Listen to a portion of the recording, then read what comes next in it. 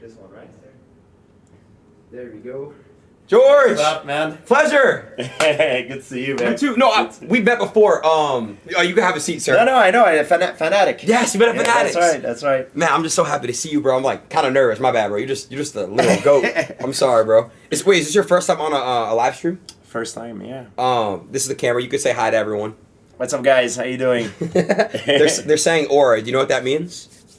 Aura? Yeah, they're saying you got aura. Aura, really? Like charisma, like you're okay, like an aura, charisma. Yes. Thank you, guys. I appreciate it. No, of course, bro. I want you to have fun today. We're gonna connect with people that love you. I'm a fan as well. I first off want to say, dude, you're early. Like you showed up early. None of my guests ever show up early. Well, I'm disciplined. You know, like that's one thing. You give me a time, I'm there. You know what I mean? So you always show up early, no matter what, to everything. No, not early. You said 7. Is it like it's 7 right on the dot? No, you showed up a minute early. You're in the. Oh, really? Yeah, but I rather always be a minute early than. I mean, I rather be. Sorry, I'll rephrase that. I rather be 15 minutes earlier than a minute late. That's true. I like that. I like that. That's all. That all comes from discipline. Yeah, that's right. Exactly. But you know, there's time. Like, let's say it would be like let's say a friend dinner or something. I'm not that rigid. I see. What I mean? I get you. But this was something that you told me 7, so I was like, first time we do this, I was like, hey, I gotta be sharp. Man, thank you, bro, for coming. And you're dressed nice. I'm dressed in a white tee. No, man, I didn't know what to expect. You know, it's my first time. You know, I know you've been doing a lot of these, so. Thank you to invite me. Oh, dude, I appreciate it. It's an honor to have you here, man. We're gonna have some fun today. Wait, what kind of watch do you have? It's a Rolex Daytona. Oh wow, that's a nice piece right there. Yeah, look at that. Yeah, it's a cool one. Yeah, that's a nice piece. Wait, I wanna ask you first. Like, what do you? You're more like your routine. What time you wake up? Like, what do you do throughout the day? Your normal day. Like, what do you do? Well, it's very interesting you asked me about that because I'm also coming out with something that I'm promoting right now called The Path. Okay. And it's also to help people. I'm 44 years old. You're 44? Yeah, I'm 44, but I you look like you're 30-something years old. Well, I'm in very good shape for a 44 years old. Oh, yeah, for sure. And, I mean, my routine depends on what I'm doing. You know what I mean? Like, right now, I was with my family in Universal. So Universal Studios? Yeah. So I have a different routine when I'm in that sort of mood than when I'm home. You know what I mean? But you know, I don't live like a monk. You know, people think I will always eat right and stuff. No, that's not true. But I'm very healthy. And what I have to say about the thing that I'm promoting too is the path is that it is not that hard and it is not that time consuming if you know how to do it. And it's something that it's accessible to everyone. It just demands discipline. And unfortunately, discipline is not something that a lot of people have, you know. How do you get discipline? How do you stay disciplined? It's a very good question. And I've listened to Andrew Huberman talking about it. There's a part of your brain,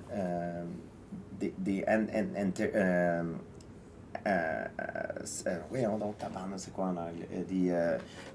Cingulate anterior cortex. Okay. Singular anterior cortex. It's like a muscle. It's part of your brain. Your brain? Yeah, and the more you force yourself to do things that are hard to do, that you don't want to do, the more this thing gets activated. So it's not only something that, you know, it's proven. It's a fact. Like that's, for example, one of the reasons why I do ice bath in the morning. Ice bath are probably the worst thing you can do when you wake up in the morning because you're under the hot cover, you know, like, and I do it most of the time when I wake up.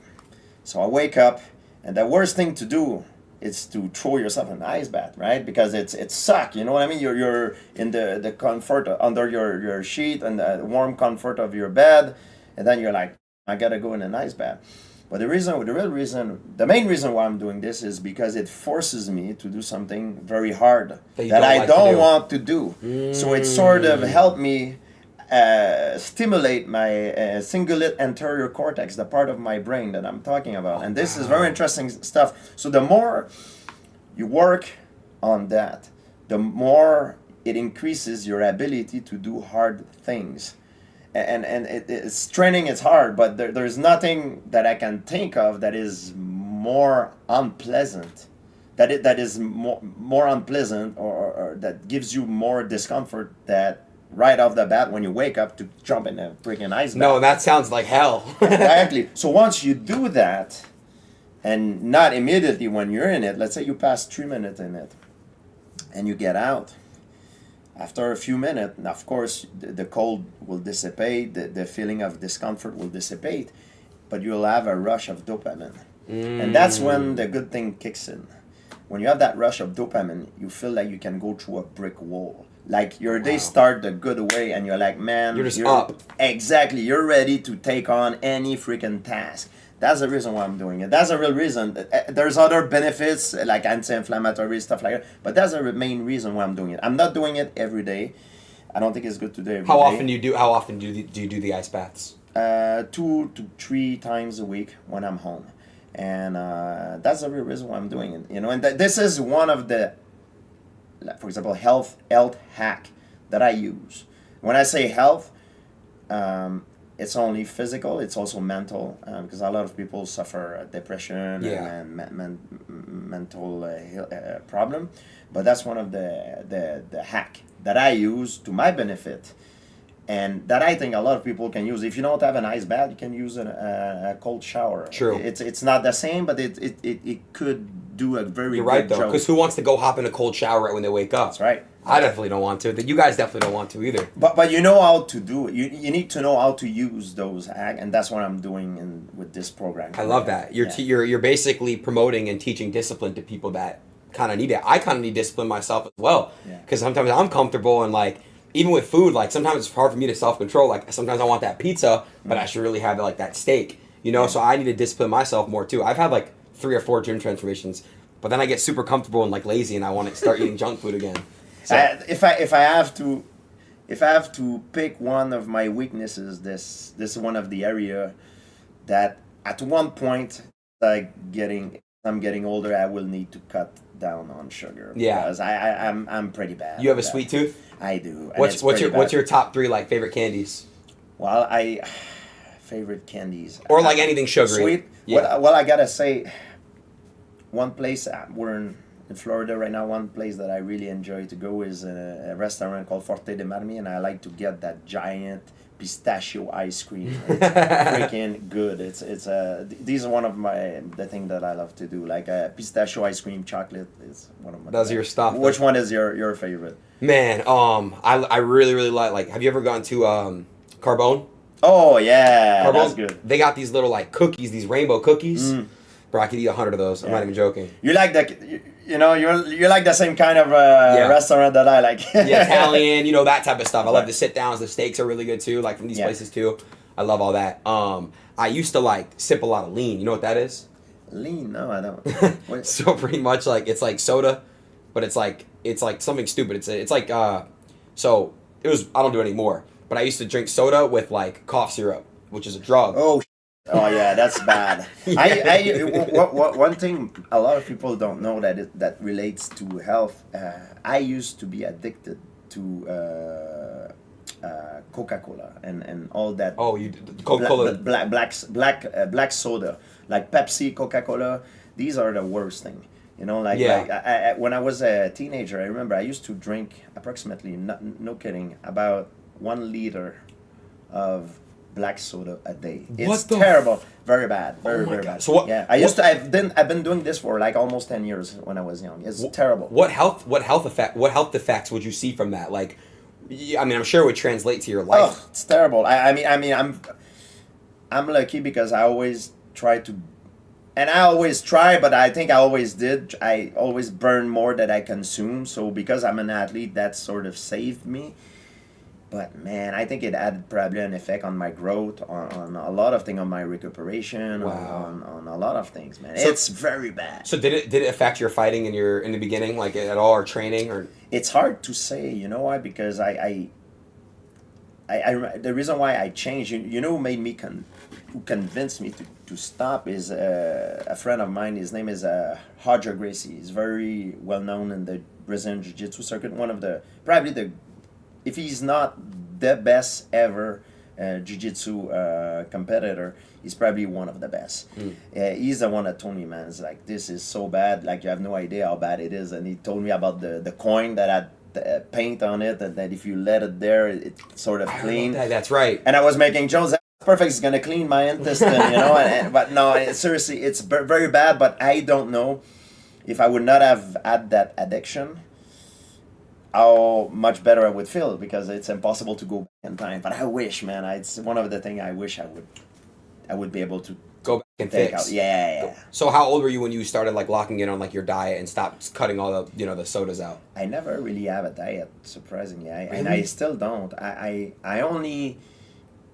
only diet. I only use a diet when I was competing and I was cutting down the weight, because I walk around, and I always walk around about the same weight, 185 to 190 in between. And I used to compete most of my career at 170. So what I did is, the week before the weigh-in, you try to cut the carbs, right? Because 1 gram of carbs inside of your body is like a sponge. Try to almost hold 1 gram hold 3 gram of water. So if you cut down the carbs, it sort of flushes the liquids out. Oh. You'll pee more. You'll hold less water. So that's what bodybuilder does. If you see a bodybuilder on stage, he looks very ripped, because if you, aesthetically speaking, he's the most ripped he could be, but he probably inside he doesn't feel its best, because he doesn't have carbs. He doesn't, he's weak as hell. Right. But he look like he's strong. He looks strong, but he's super weak. Exactly. So it's a little bit the same that we do as a fighter when we go on a scale for the official weigh-in. We look strong and everything. We look ripped, but we're really far from being ready to fight. Damn. Mm-hmm. But carbs, they give you energy though, right? So it's like you would think it would do the opposite in a way, but. Man, that's crazy. So, do you think you could have ever got down to like 155 when competing, or no? Probably. If I would have done it hard, I probably could have done it, especially when I was younger. Now I'm 44. It would be hard. But I'm not a big fan of cutting weight. I think, for me, I always prioritize my health over my performance. And I'm glad I've done it. Now I feel great. Yeah. And that's one thing. Athletes don't realize sometimes, after you finish competing, because the life of an athlete, whether you're in fighting or basketball, football, I mean, some sport are different than others, but most of athletes have a maybe 10 years window, more or less, In football, it's a lot less too, honestly. Absolutely. Too. It's 4 years, I think, or 3 years, something like that. Oh, yeah. Depending. Tom Brady is an anomaly, but let's say 10 years. What they don't realize sometimes is that after that 10 years of competition, you have another maybe 50 years to live, and maybe more if you have a family, or you want to be, you want to jeopardize that.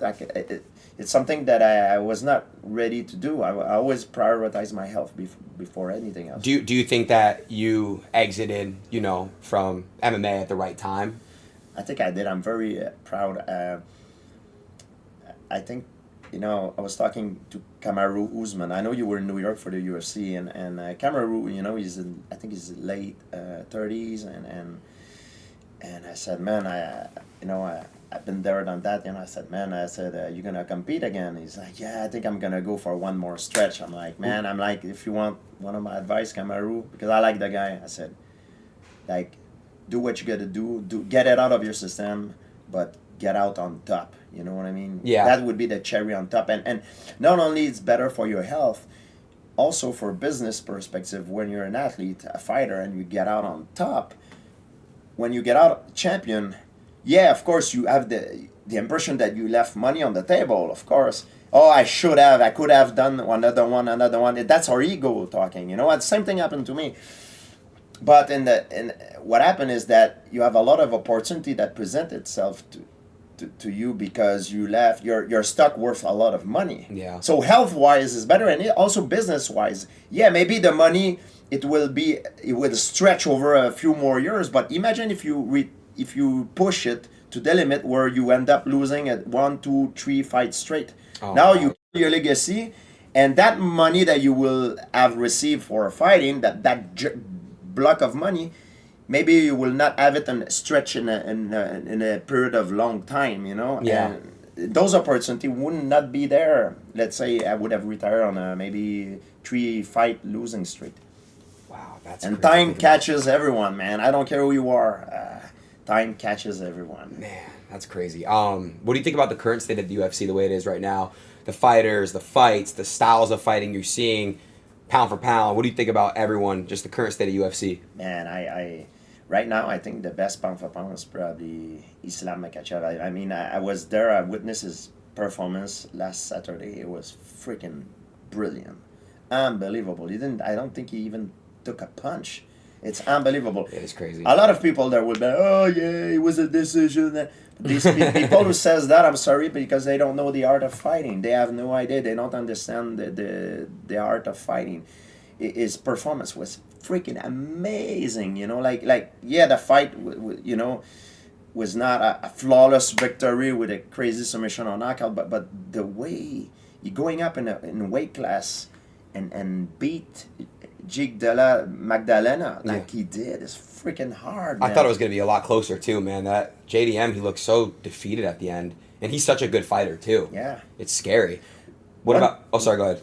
I think one thing is for a fighter that is harder to take when you lose than being knocked out or submit is going into a decision but getting beat for 5 rounds and knowing that, man, you're far, like you didn't get clipped, you didn't get, you know, you didn't make a mistake, you lose because the guy is just that much better than you. And that could be, for Jake for example, could be a wake-up call, like, or it could be his downfall or a wake-up call to make him rise, you know, to the occasion, to realize, like, man, I need to work on this to get better. We'll see what's gonna happen. Who do you think anyone right now could beat Islam? Topuria. I know he's staying. I know he's at welterweight now. I don't think he's going to come back down anytime soon. But the thing is, anyone can beat anyone. You know, there's nobody that is invincible.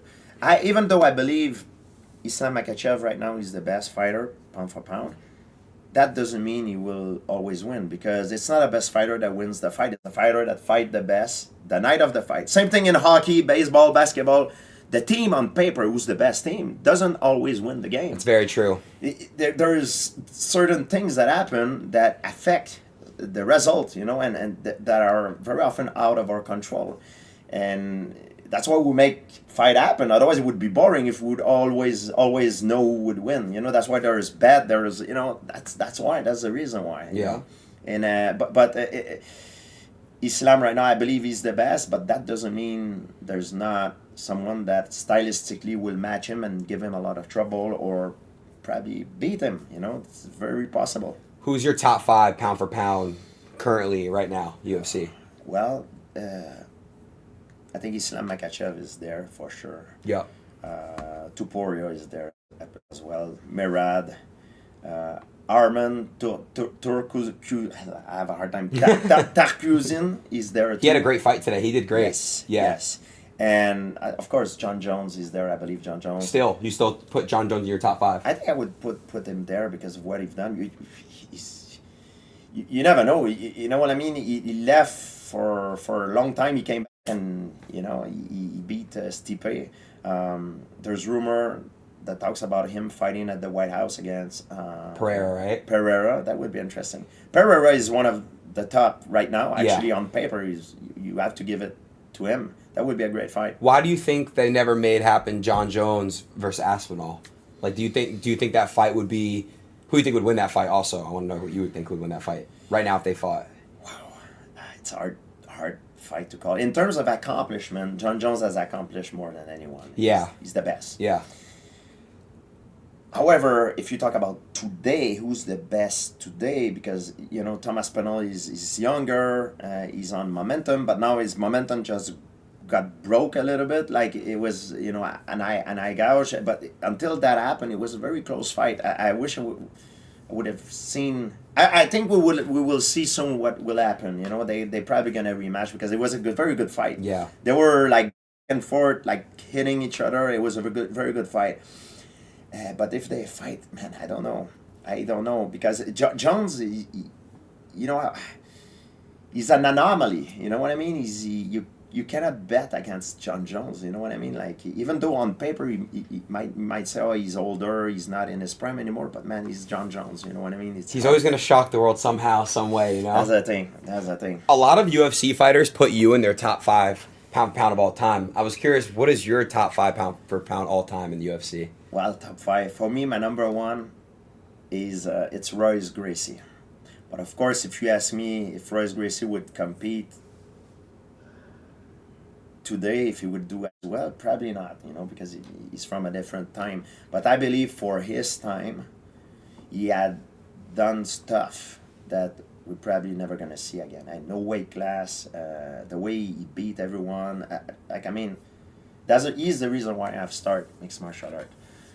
But if you ask me let's say I have to choose one human being in history that I put in the Coliseum against another human being, I think it would be, there's a few candidates. I would say John Jones.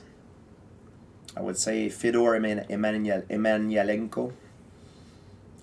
Maybe prime Cain Velasquez. Prime Francis Ngannou. And you have to put Tom Aspinall there too as well. On your top 5 pound. All the heavyweight, you know. Wow. Yeah. Okay. That's a good list. But pound for pound. Yeah, pound for pound. Okay, pound for pound. Yeah, you have John Jones, Anderson Silva, Demetrius Johnson. I think he's probably the Mighty best. Mouse. But I think he's probably the best. You think he's the best? You put him number 1? If you talk about pound for pound, I change my mind all the time on this, by the way. Like, I'm sure some people say, hey, I've seen another interview. He said, you know what? I've changed my mind all the time on this. I think Mighty Mouse. He was clean. You know, he probably did not have the respect that he deserved. He was in a weight class that was extremely competitive, and I think he was probably the best. Yeah. Yeah, that's a solid answer. Honestly, I like that take because I agree. I feel like looking, people at the time didn't really appreciate it, but when you look, you understand how much of a good fighter he really was. Unbelievable. I remember that crazy armbar that he does after a slam, like on the Japanese. He was fighting that Japanese guy for the title, and he sort of slammed him and got him into an armbar on the way down. It's just crazy stuff like you see in movies. You know? Yeah, no, it is. They have questions for you too. Let's do it. Let's do it. Hey, Lico, let's do Texas speech. You guys could ask the GOAT right here some questions. Wait, so you don't put yourself in your top 5? Like, you don't put yourself? I did great. I just, you know, I don't feel. I know a lot of boxer and fighter like I'm the best. You know, like I think I've done very well, but it's such a. It's an opinion, you know. It's impossible to know. You know what I mean? I get that. It's very subjective, you know. Yeah. One thing I'm very proud. Yeah, I became champion, but I always been clean.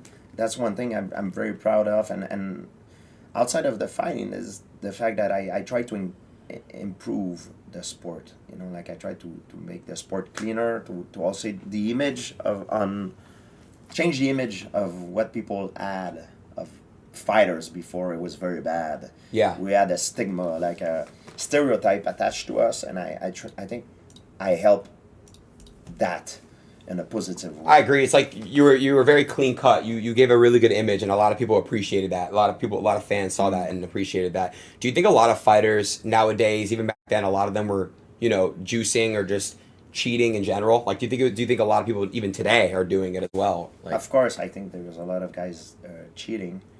Where there is money, there will be corruption. If you look at the Olympic game, I'm sure there's a lot of guys that are cheating that does not get caught. Have you seen the hands Olympic? No. Like they like just on the side, they've done something crazy. They had a guy that beat the world record in swimming, but he was allowed to take steroid, and he beat it. What? And he was a retired swimmer that was not even They had two guys that were retired swimmer. One was a champion and the second was one of the top in the world but was never champion, and they were giving steroid, and the one that was not champion, he's the one that beat the record. He's actually right now the fastest human ever. He's faster. He's faster than Oh yeah, I think the Phelps? I can't. Yeah, I can't remember the distance. I think it was 50 meter or something, 100 meter, like a short distance. Yeah. And he's maybe someone can answer or something. But you can ask them. They'll answer it. What do you want to ask them? Which distance? The guy that in the enhanced game, which distance he swam, and he became the fastest human being to swim that distance.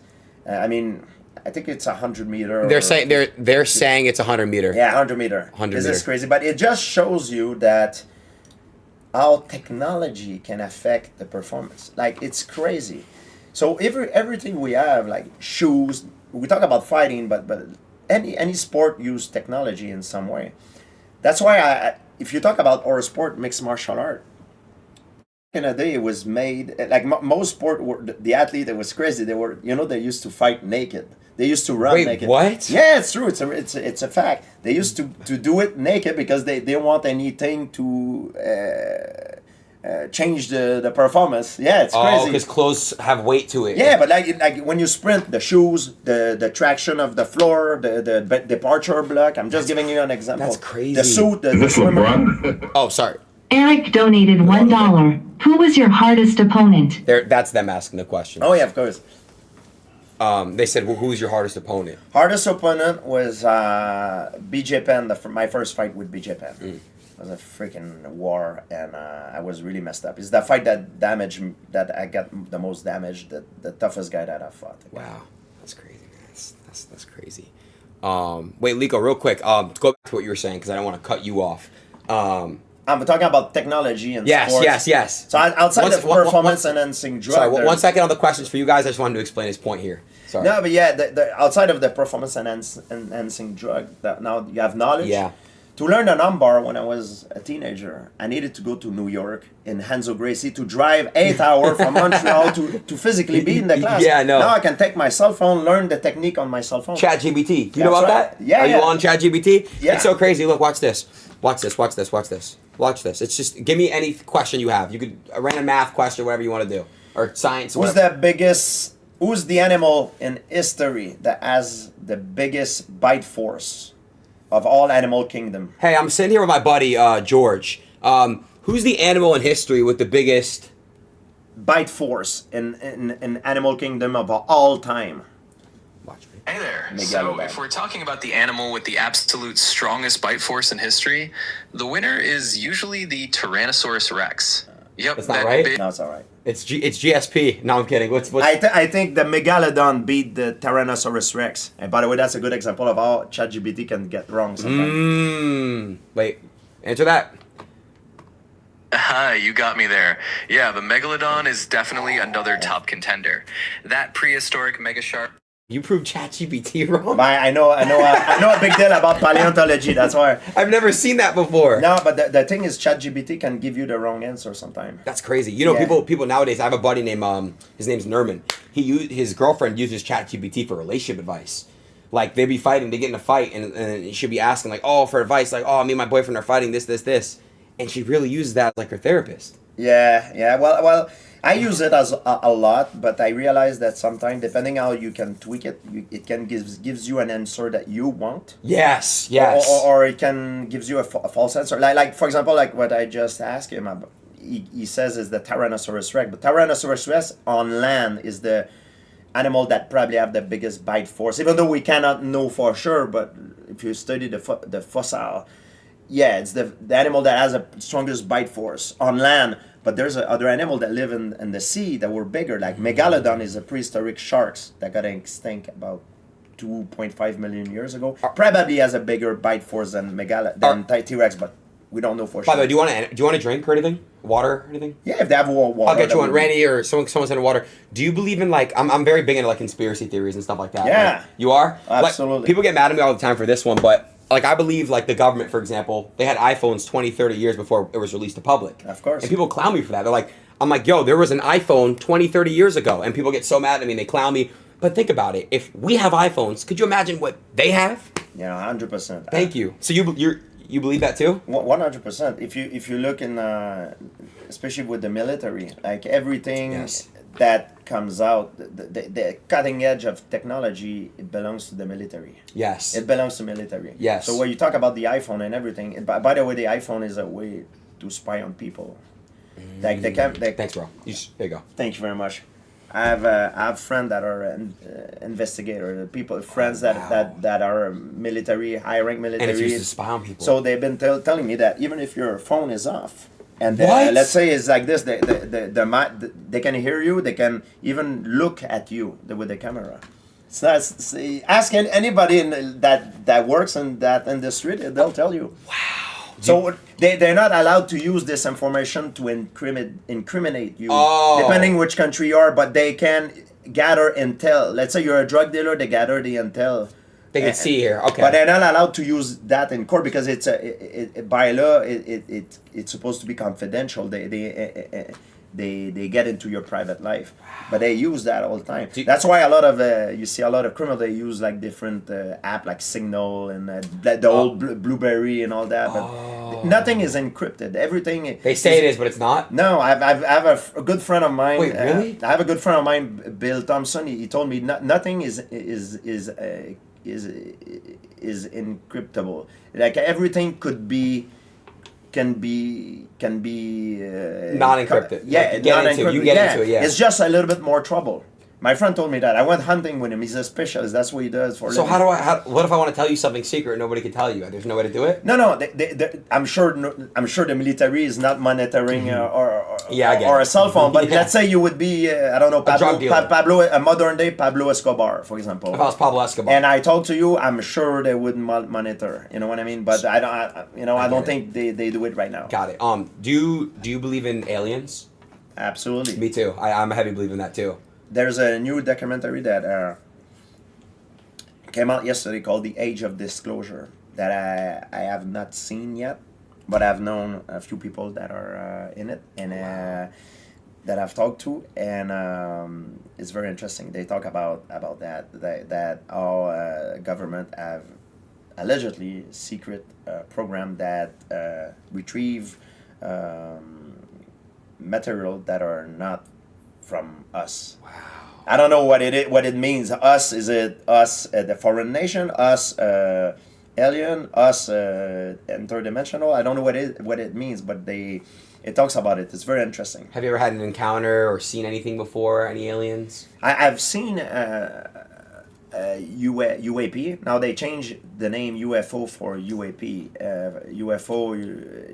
Unidentified flying object, but a lot of these things have been seen under the water, so they call it UAP, unidentified aerial phenomenon. So I've seen one, and I know you're a fan of MMA, so I was with when I saw that, I was with Rashad Evans, Mike Van Arsdale, Ali Abdelaziz, who's the Khabib and Islam Makhachev manager, who's a good friend of mine. Ali? Yeah, Ali. I know. And also another guy, his name was Alessandro, but he's from Mexico, but I lost track of him. And we all saw something. We were in Albuquerque about 15 years ago, and we were Van Arsdale was driving, Rashad was on the passenger seat, I was in the with Ali and Alessandro, and we saw something in the sky. And what is very weird about that encounter is that when it happened, all of us after were like, "What the hell is it? Oh my God!"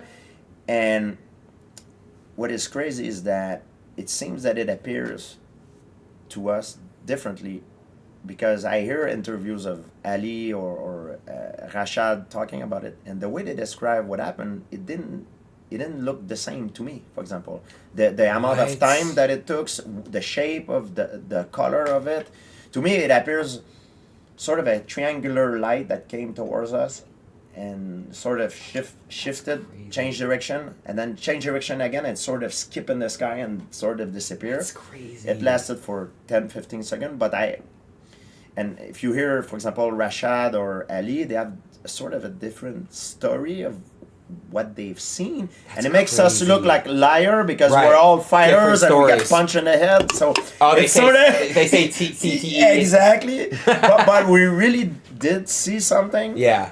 I don't know what it was. And I know some people, oh yeah, it must have been a satellite. Blah, blah, blah. I don't think so. I You mean, know what you saw, and you felt it probably. I actually don't know what I saw, and I have nothing. It's like there's nothing that I can relate to. There's no wing, nothing. We were driving on the highway, and if I remember that night, they were talking about it on TV. So I was not. Crazy. We were not the only one who's seen it. Right. Yeah, but it lasted for like 15 seconds, and I remember when I saw it. I was under a very strong impression, and I didn't know why that it knew that we were looking at it. That's so weird. And I cannot tell you why, but I had this strong impression. Like I was sort of hypnotized into it, and I saw it, and then it disappeared. It was really something that shook me, because that night I was training. It was before my fight with Matt Serra. I was training. And I remember I slept at Greg Jackson's, who was my trainer in Albuquerque, at his house, and he has a panoramic ceiling. And the whole night I couldn't sleep. I was like, man, I was like thinking about what I saw, and I was looking through the ceiling in the sky. I was like, what if I see this thing again? You know what I mean? I was started to be paranoid a little bit. Anyway, It's crazy, man.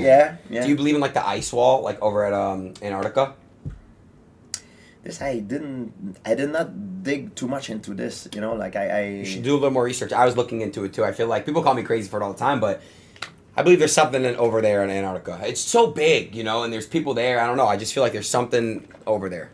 There's something there. Have you ever had an encounter of something that you cannot explain? Paranormal activity. But ghosts or whatever? Yeah, paranormal activity, ghost. Okay. I just remember I was super young, very, very young. I don't know, like 7 or 8 years old. Actually, no. This is called sleep paralysis. You probably have experienced it as well, or no? I had that, yeah. Sleeping, you're not really asleep. You see things, you feel things. I saw like an entity of some sort come approach me in my bed. And I woke myself up by wiggling my toes. But I felt sleep paralysis. That's kind of like the entity that I've seen or felt. Did you add, when you had that, did you had an impression that there was a missing time window that you sort of... I don't know about that because I was so young to be more aware. Like if it happened to me nowadays, I can understand that. But like, yeah, no, it did. It felt weird. It felt weird. The time felt weird or something like that. I don't know how long I was sleeping for. I was sleeping next to my sister at the time because I was super young. We were just sleeping together. And I just remember I wiggled my toes and I woke up. I was like red and just like I woke my sister up. I was scared. I cried. But that was it. That's all I remember at that time. Yeah, I had, when I was young, a similar experience. And what makes me freaked out is that after I've watched different documentary, and the people that report a similar experience, they say, oh, they've been taken by alien and stuff. Then I'm like, but it's commonly called sleep paralysis. Paralysis, yep. So it's your brain that produce DMT, that you feel sort of paralyzed. And DMT is a drug, and you also your brain releases it when you die, or too, right? Yeah, apparently. Apparently. We don't know, yeah. That's what I've read about it, because I was like really worried when I was young.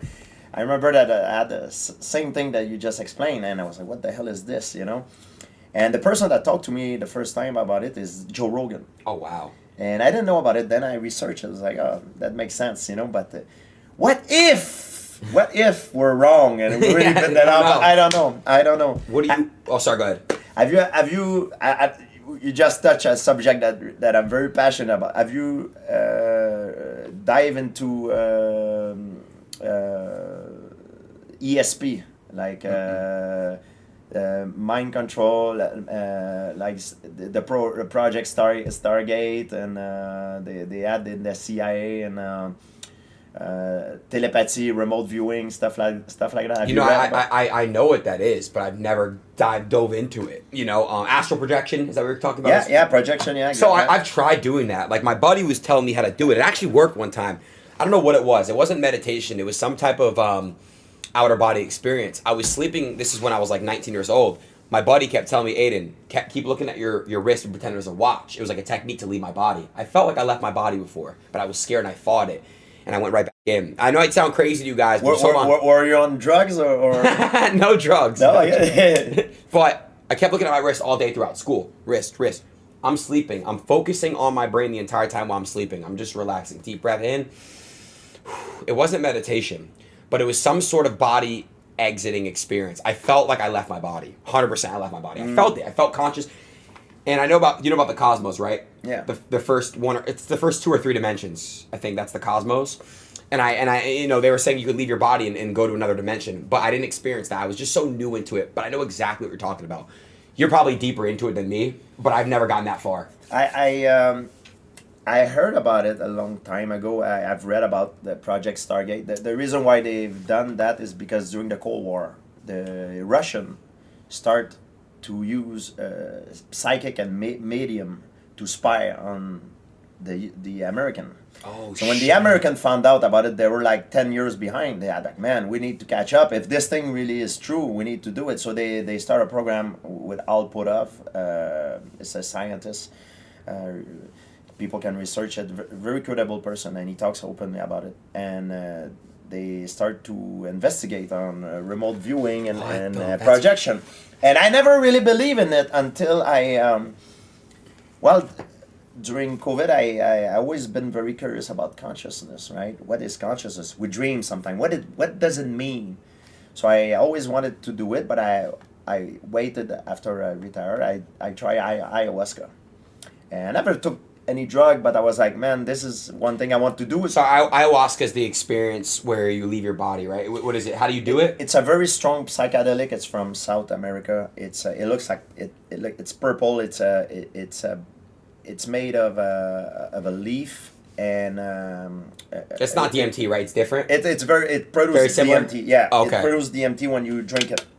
So I've done that, and when I've done it, I had an experience where I felt like I left my body. I mean, I can't tell you that I left my body for sure, or I was so high that from my perspective, I left my body. So yeah. I don't. But what I mean is that when I had that experience and I left my body, I was like, man, like now it makes me sort of think that it could be it's something that maybe could be possible, because I thought it was all bullshit. Right. But man, the CIA, they spend millions of dollars on that. That's crazy. Millions of dollars. That's and of crazy. course they said the conclusion was it doesn't work, but they just changed program. It's like same thing with UFO. They had Project Blue Book, A-Tip with Lou Elizondo that I talked to, and there's many different projects they still on today. If it doesn't work and there's nothing, why they spend millions and it worked in the Cold War. Probably billions of dollars on that. And it worked in the Cold War. I didn't know that. I got to look more into that. So they really use that to go against America in the Cold War. I didn't know that. And that's vivid proof at that point, because they were doing things that we wouldn't have been able to do because we didn't know how to do it. Well, it's like UFO, right? There's tons of evidence, but evidence is not proof.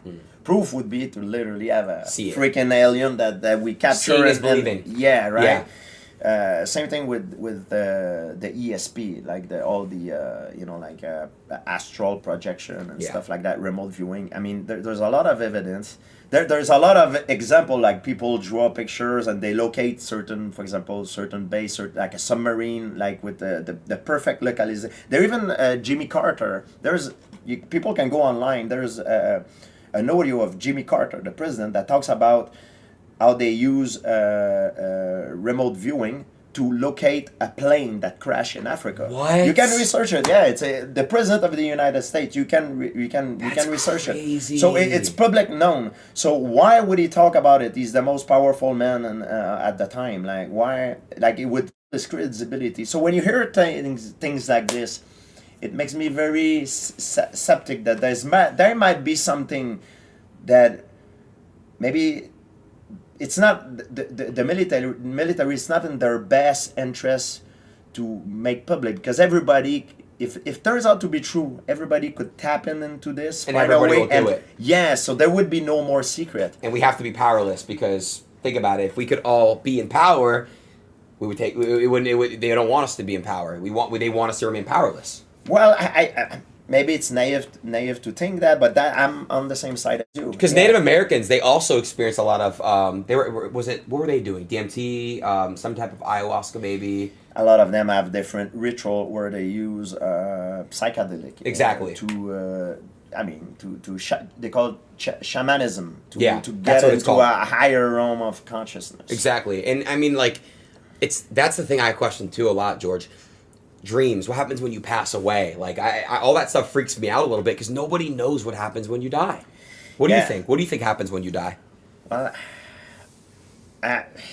If you read the account of people that were a lot of them that were brought from dead, a lot of them they describe that they were in presence of someone that they loved who passed away before them, and they couldn't see them with their eyes, but they could feel the presence. They see them with their mind, sort of.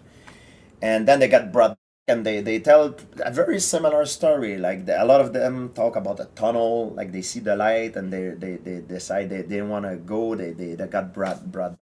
I don't know. Is it really a real experience, or is it the fact that when you're dying that the brain produces this DMT chemical and it gives you the impression of that happening, but it's not real. It's an illusion. I don't know what to make of it. I'm not smart enough. I'm not educated enough. I've asked a lot of different people that are way more educated than I am, and it seems to be 50-50. Some of them believe it is a different dimension, a different realm. Some people, they're like, no, when you die, it's over. It's all materialistic. There's nothing more. It's all, we have no proof. And yeah, I mean, I don't know what to make of it. Have psychedelics ever helped you, when recovering from a fight, or, ever helped you, when you were getting ready for a fight, or have you ever used some type of psychedelic to help recover? I only used it once because I wanted to have an experience and to know more, to learn more about myself and consciousness. I never done it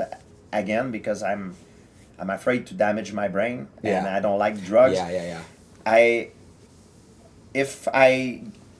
always told myself if I reach that level of consciousness again, I want to do it through means of meditation, because I've heard there's ways to do it through meditation while you're fasting and connecting to your third eye, they say, is the way to do it through yes. meditation. I don't have the wisdom, the experience to get there, but I would love for someone to guide me. If there's a way to get there, I would love to try it. I'm open to the opportunity, to the possibility to get there.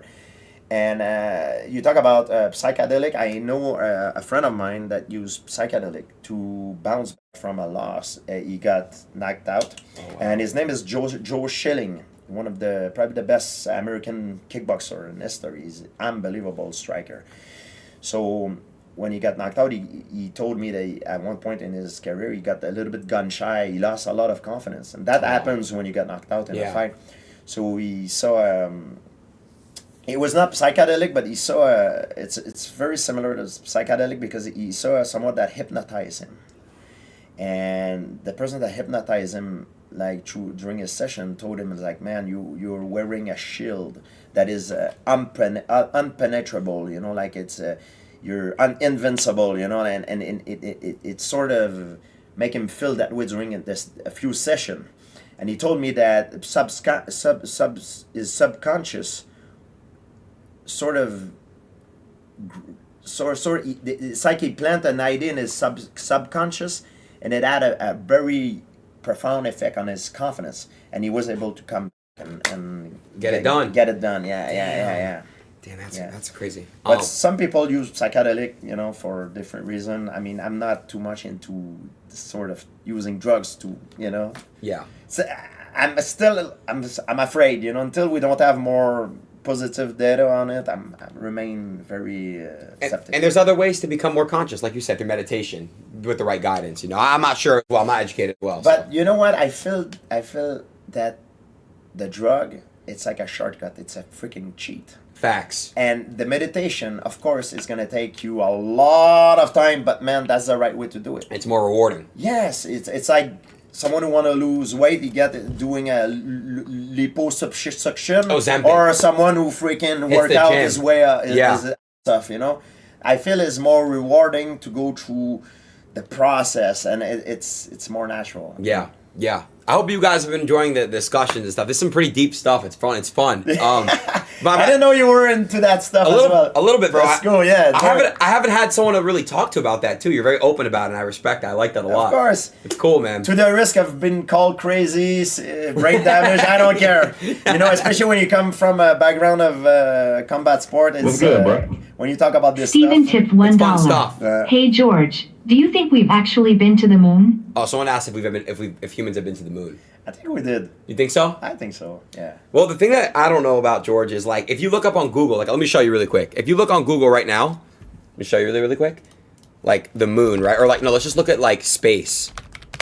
Like, there's not a real picture of space. Like, this is like all fake pictures. Like, yeah. Right? Or no, am I wrong? Well, I there's a lot of things that are weird. I've seen image of Mars, like of a square. That if you look, there's an image of Mars that look like a square. Let me look it up. Mars. It's a real image that was taken. It really looks like this. No. Look. Put Mars square. Square. You'll see. It's a real image, and yeah, that's the one. Oh, yeah, this right here. Yeah, it really looked artificial to me, but I never been on Mars. Maybe the gravity, the thing, the physics works different there. You know, maybe it is. I don't know what to make of it. Well, my take is this, George. Look. AI, if we have AI and you've seen what it does with these crazy videos, imagine what AI they've had for freaking 20, 30 years, you know what I mean? Like, I mean, it just goes to show you, I don't know. I'm like you, I want to see it. I want to see it in person. I want to see it, you know? And like you said, you've never been to Mars, I've never been to space or Mars, I wouldn't know either. So I don't want to give my ultimate take on it, but I don't know. There's a place on Mars, the Cydonia. That's where Cydonia? They have a so-called face that it really look like a face. But yeah, you see there. Right here? Corner. Yeah, it looks like a face, but is it the shadow that does that? Whoa. I mean, that's what, you know, I think NASA said it was the shadow, but there have been people that remote view that particular area, and they say there was something there a long time ago. What? I don't know what to make of it. Do you It's fun to think about it. It is, right? This is all fun stuff to talk about and think about. I like this stuff a lot. You guys keep coming with the questions, man. George he's open, man. He likes to talk about all this. That's awesome. You like to talk about this stuff. Of course, man. Alien, dinosaurs, violence, anything. Bring it on. I love that. Yeah. You guys go ahead and you can submit more. That's good, bro. Oh, there you go. Guap tipped $1. Hey GSP, can you do me a favor and choke out Adin? No, I don't want. Love you. I can't choke him, but he needs to tap. I don't want to choke him out. In a bit, we could do it. I'm down. I'm down. Come on, we could spar. No, I'm kidding. You'll break my my jaw.